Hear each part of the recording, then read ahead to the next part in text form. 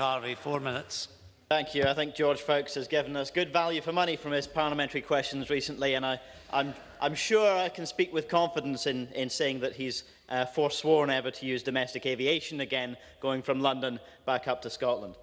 In my opening speech, Deputy Presiding Officer, I referred to a research paper which I've circulated to the opposition parties and to the government, which inform our comments on carbon capture and storage and our attitude to the Hunterston proposal.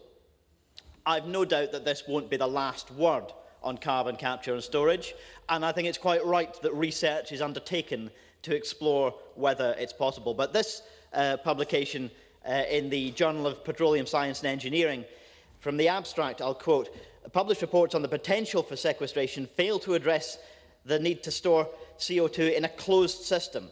Our calculations suggest that the volume of liquid or supercritical CO2 to dispose of can't exceed more than about 1% of pore space. This will require 5 to 20 times more underground reservoir volume than has been envisioned by many, and renders geologic sequestration of CO2 a profoundly non-feasible option for the management of CO2 emissions." And in the conclusions, it says that the findings of the research do not bode well for geologic sequestration and clearly suggest that it is not a practical means to provide any substantive reduction in CO2 emissions, although it has been repeatedly presented as such by others. Now, as I say, this will not be the last word on CCS, but it does throw serious doubt on the technology.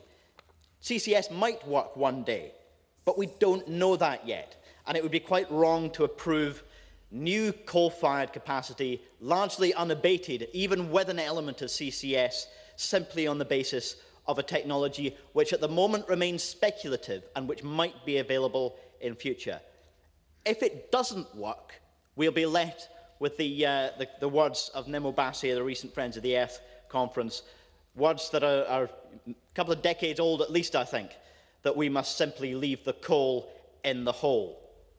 And so I would say that I'm happy to sign Ross Finney's motion opposing Hunterston, but that is not enough. What we should do today is reject it in the motion that we agree as a Parliament at decision time. Presiding Officer, on electric vehicles, which have had a great deal of focus in the rest of the debate, I agree on much of this, especially the point on charging infrastructure. In our big cities, in Glasgow and Edinburgh, so much of our cities are composed of tenemental accommodation. I live on the third floor of a tenement. If I was going to buy a car, why on earth would I buy a car that I can't charge even in my own street? Now, the installation of charging points in those kind of streets is possible. It could run off the lampposts, it could run off the electricity supply that goes into our houses, but it's not going to be cheap, it's not going to be easy, and it needs to be thought about how it's going to be done. Otherwise, simply no one will buy these much more efficient cars, even once they come onto the market. The opportunities do exist for public sector procurement in here. And in changing the way that we use procurement, that doesn't mean spending more money, it means spending money differently.